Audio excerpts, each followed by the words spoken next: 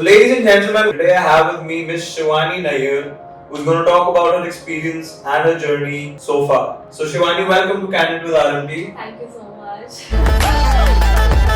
So, how's it going, Shivani? Like, I believe you're from a different state and practicing in Delhi. Yeah. How is that working out for you? So I actually love Delhi. So the Delhi is very different from what I anticipated it to be. It is fast paced and I really love and I enjoy having an environment which is fast paced compared to Gujarat where I am from. Like my home is in Gujarat. So having interned there a lot while and having met people, advocates over there, Gujarat is pretty slow, steady and a calm area. And Delhi is quite fast paced and I'm really used to something which is fast paced. For now, as of now, I'm really enjoying my time in Delhi. That's great, lovely. Welcome to Delhi. Like, Delhi is Dilwalo ki Delhi, I mean. So, you can't get more Delhier than Delhi. I think when you're in Delhi, you don't feel like going back to any other place because you get used to the environment in Delhi. You do, right? You do. There is like a certain charm of Delhi, I think, which is inherently there in every Delhiite, I think. But yeah, so talk us through your journey about law school. How was law school? I think every lawyer wants to talk about the journey of law school. Absolutely. Actually, my law school is probably one of the best times I've had. So, 5 years into law school, 2 of which went in COVID itself. So, pretty recent grad of 2022. And it was actually very interesting. The first year was where, so my journey into law school was pure coincidence. I did my 11th and 12th in science. So I come from a science background and I had no intention of getting into law. But eventually in my 12th or like towards the end of my 12th, I came across an under trial prisoner article by Amnesty International. And that is what really interested me in law. And then I thought, maybe I should think about it. But I was preparing for NEET at that point of time and, giving the exams and all of that. But eventually I decided that, I don't want to get into NEET. That is not something that I enjoy doing. Like, that was not something that I was really interested going further. So I decided, we should get into law school. And that is how Manipal came into the picture. Because my dad used to work in Manipal back in 2010 and he knew people that were in Manipal.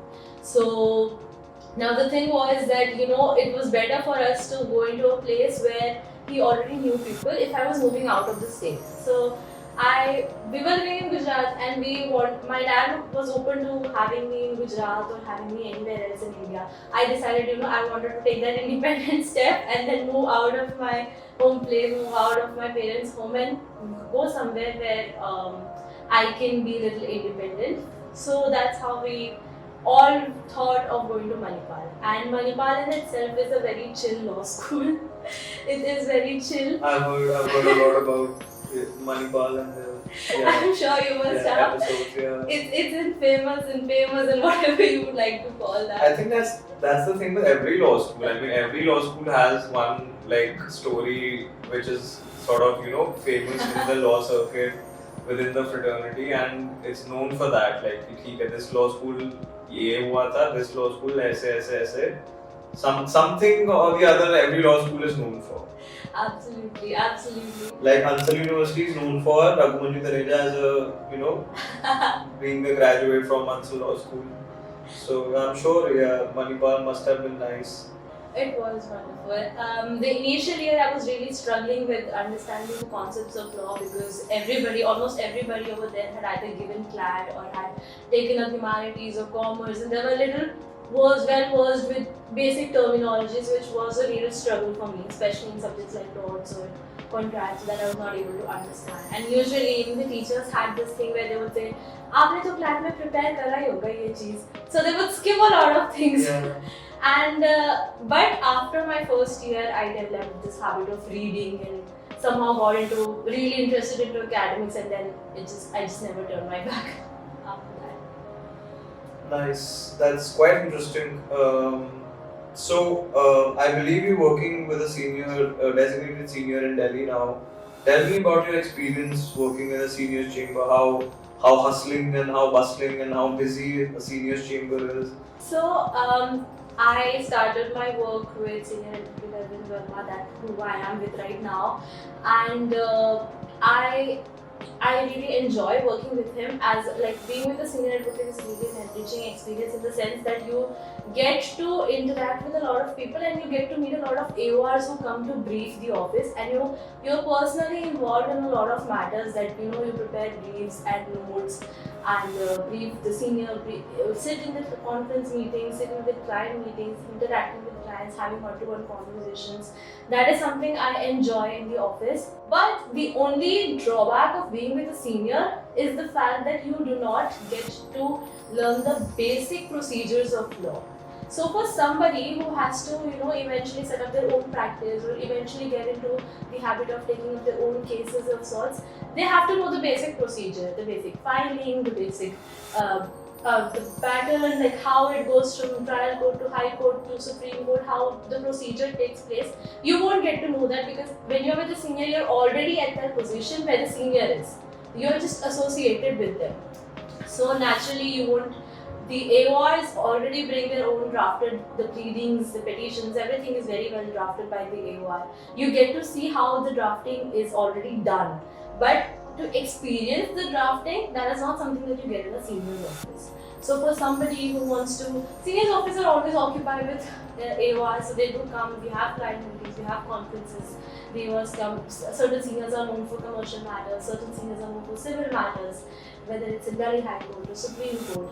But again, like you be a part of those conferences, you prepare notes, you make briefs for that, but you don't actually partake in the basic procedural matters. So for somebody who wants to start with the basics, who has not done this before, I would really recommend to understand the basic procedures. This is something that I've done in a long-term internship back in Gujarat. So the drafting work, the internship that I was with, so I was in like from February until let's say June, July, I was, even while doing the law school, basically it was online, only the exams were offline at that point in time. That is when I had learned drafting and all that. So I would really not recommend joining a senior's office immediately without basic experience or knowledge.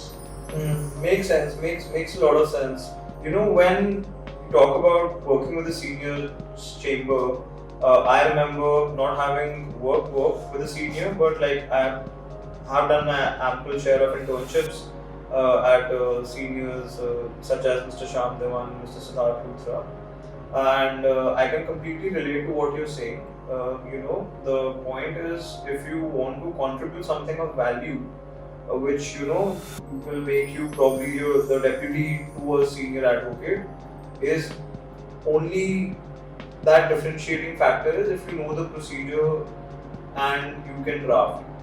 If you're well equipped and versed with both these qualities, you can be more than just a counsel who's sitting for a conference or being briefed or briefing. Absolutely. Drafting and procedure is just one part. I mean, once you get a matter, taking it from scratch and then building that up to the point of your arguments. There's a whole sort of life cycle that gets involved. Yes. वो stamp paper कितने का खरीद के कहाँ से चिपकाना है अपने affidavit पे, इसके साइंस क्लाइंट्स के लेने वकालतनामा पे, कहाँ किसको किसी फाइलिंग रजिस्ट्री में डिफेक्ट्स कैसे क्लियर होंगे. There's a whole life cycle to it. Absolutely. And working with a senior does not expose you that much to that life cycle because everything is already taken care of. Absolutely. All you have to do is just like mark your presence and say that hi, I'm there. But having said that, it's a different sort of exposure that a senior chamber gives a lawyer. So what are your plans? Do you plan on continuing working with the senior, or you plan on after having learned the court craft, because court craft is something that you learn from a senior chamber, right? Yes. That is absolutely. one of the key things that a senior teaches you. Absolutely. You understand what to say, when to say, Yes. and at what period of time do you speak up. Exactly. Sometimes there's a lot of things discussed, but you should know, you should be able to read the mood of the judge and then say. So, continuing from where we left, so do you think you plan on continue working with the senior for the time that you have mastered? I wouldn't say master, it's very difficult to master court craft, but at least learn the basics of codecraft and then probably shift to something where you can do the other things that a senior chamber doesn't teaches you, something like probably drafting the procedure and that life cycle that we talked about. Yeah. So I do think so. Eventually, of course, even I want to get into it, and I am learning. I am in the process of learning the code craft, like you said, and understanding how things function. Definitely, eventually, after a period of time, I might want to. I might actually, shift to another place or work on my own and start taking up independent matters on my own. Even right now, so my senior allows us all to take up independent matters of their own. So this is something that I've not seen a lot of other people do. Mm-hmm. So this is a very good thing that he allows us to take up independent matters of our own. And sometimes I do get something maybe from my friends or previous colleagues or somebody who my seniors in college. They might give me a small matter to work on. But then again, I would definitely, to understand, to get into the practice fully, I will have to leave somewhere to start somewhere. So eventually, yeah, over a period of time, I do think that I might not just stick to one place, I might just go explore myself. That's something, yeah. Just a few days back, there was this horrid, gruesome murder of a fellow advocate in broad daylight in Delhi, Yes. which has sort of forced a lot of advocates around the country to, fight for a legislation for the protection of advocates, something similar to which has already been passed in Rajasthan. What are your views on that? I think it's the need of the hour. Honestly, it is the need of the hour because this is not the very first case that has happened where an advocate was murdered in broad daylight. If you think about it, I remember the Unnao gang rape case as well. Even the advocate in that particular case was mysteriously, he had mysteriously died because of an accident and all sorts. We don't know what exactly happened. So a lot of advocates, judges, we hear this in the news. My parents, so when I had told my parents that I want to get into criminal law is my favorite area, they just get very scared. They're like, ये देखो advocate को गोली मार देते हैं, case नहीं लिया तो ये कर देंगे, वो कर देंगे. Of course, as parents, I understand that is their major concern. So probably Rajasthan has taken a really good step in initiating a bill like that, pass a bill like that. And I think every other state should really take that into consideration. I think the letters have been written to the CJI and the president, and they've all consented. They're all in the process. The committee has already been formed. So we should all do our bit for that. And as advocates, I think it's really important for us to have that responsibility towards each other. Where As a fraternity. As a fraternity, yes, absolutely. It's very important that we are responsible towards each other and are able to contribute in the protection of everyone.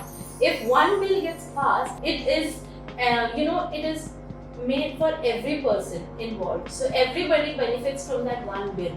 It's not just if you are doing something or if I am doing something, then it's for me or it's for you. It helps and benefits every single person in this fraternity. So naturally, everybody should definitely take a step forward to implement something like that because honestly, as you can see, there's no accountability. And accountability is a major factor in this field. So any funny anecdotes from court? I think usually I see a lot of senior advocates, being very shy, very calm and composed. But it's funny when I sometimes go to the Delhi High Court and then see two really good seniors arguing, and in the middle someone just goes personal. I think at that point of time you can't even laugh because then you know that they go on their appearance and then you start to notice that appearance that they're talking about. It just goes personal. You can see the judge finding it really hilarious but is not wanted to take forward. I think that's one of the funniest. Yeah, that's true. That happens a lot in Delhi. Absolutely. I do find it a lot funny that when I see it's like a cultural difference that I've seen in Delhi and in Gujarat, back in Gujarat as well. So how do you sort of, back in Gujarat, you must have been to courts in Gujarat as well, the Gujarat High Court.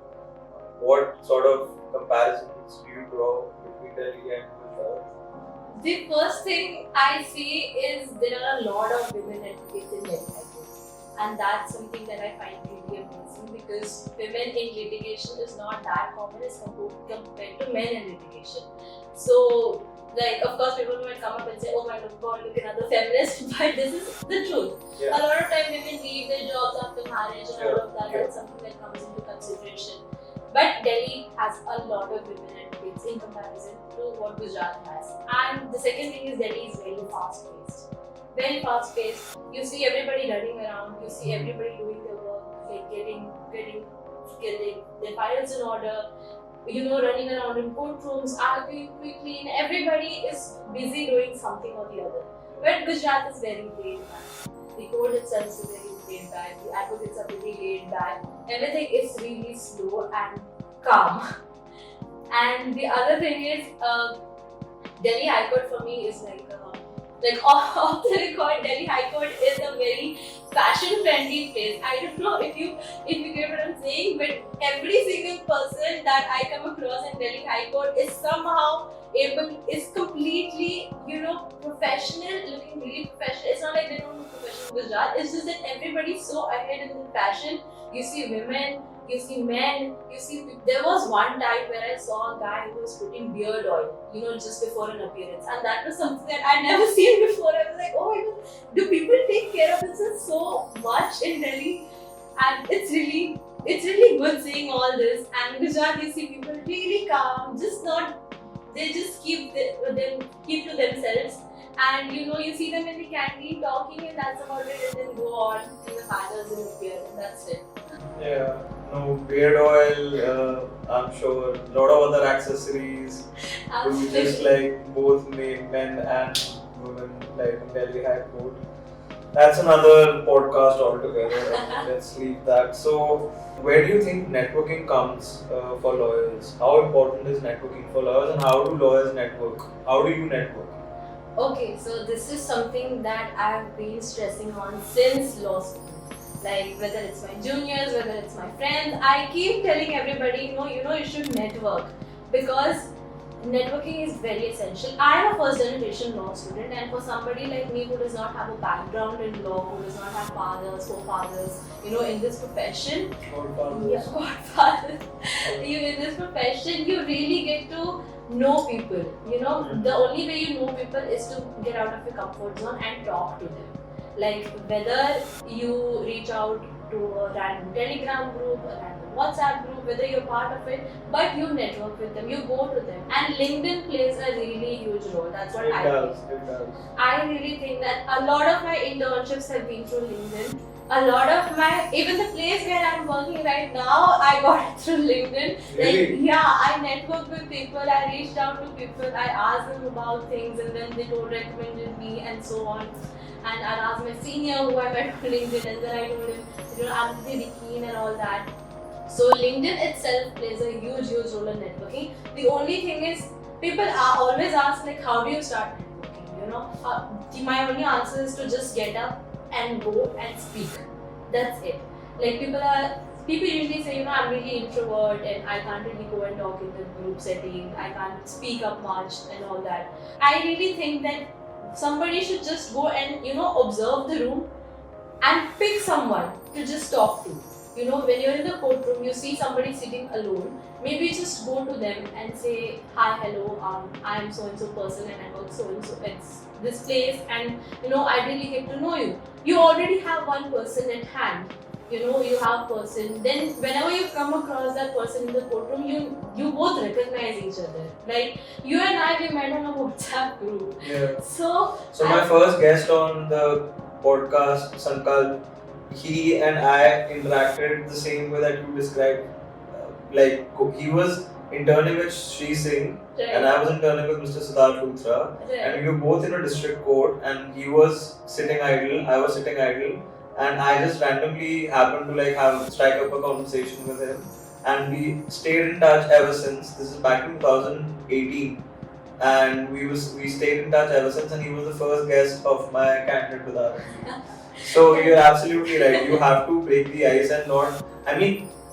For once, if you're in a corporate setup in law, you can still take up that card of being an introvert and not taking that step. But when you're in litigation, you want to take up independent matters, you want people to know you, you want to have a clientele, then you can't take that introvert tag. Either you don't take up that introvert, either you take up that introvert tag, मतलब you can't crib also. Yes. कि हाँ, I'm not getting clients and I'm Yes, not yes, able, yes. and then you say that I'm an introvert. It can't work both like that. Absolutely. You have to let go of that introvert ka, shell and Yes. go out there and Yes, just like yes. talk to people. Yeah. Hi, I am Raghumanyu Taneja, an advocate. Nice to meet you, Shivani. Lovely to meet you, Raghumanyu. See, this is that simple. So, moving on, access to legal resources for lawyers, SCC, Manupatra, these things are quite expensive. Very, very expensive. Quite expensive, Very especially for like a first generation lawyer who's just starting out to like, but they're necessary. You Absolutely. can't work without them. Absolutely. How do you, what do? Do you take your bosses, previous bosses? You do. So do I. I do take my boss's SCC. My college used to provide us SCC. Okay. So it worked on for a while, Mhm. and then they stopped giving me access. So that was betrayal. But I think college people should, continue the access of law students at least for another 2 years or so. That's what I think. I think they should. That's quite valid. I mean, if you've paid enough college fees, the Yeah. least they can do is, continue the Exactly, access to SCC exactly. and Manupatra. Exactly. On a serious note, I think what the Supreme Court is doing with respect to the judgments, I think that is something which is truly remarkable. Very, And now with the new software, I believe Keystone Partners is taking the lead in that. They're Yes. transcribing what the Supreme Court is, talking. So I think technology is also sort of bridging the gap Absolutely. between, Absolutely. yeah. I do believe a lot of people are old school, but we have to adapt with You have to. There's Like, no option. there's Yes. one Manu who had come to my podcast. He was Right. talking about resistance from the older generations. Right. But I completely agree with him. And if you don't, it's about survival, right? Absolutely. If you don't sort of keep up with the trending track or like whatever's happening, even Rajya Sabha is now going paperless. Yes. So absolutely. I mean, if the so-called old school politicians who don't have that much liberty or access to papers and all the other things that a lawyer does, I'm Yes. sure lawyers can also sort of adapt. Absolutely. I think they should adapt. They to should. paper. They Yes. definitely should. I think COVID made everyone realize that you don't need papers. to You be don't. very honest. You actually don't. Everything can be done online, and a lot of people say that AI gets to replace lawyers, but I honestly think it will never be able to replace the wit, the integrity, the kind of presence of mind that lawyers have, you know. And in fact, the best we can do is incorporate legal technology into our own fields, Yeah. and then get along with it, Absolutely. So I think that is pretty much about today's podcast. Thank you so much, Shivani, for Thank being you a so lovely much. guest. It was Thank a you so true much for pleasure. having me. Alright.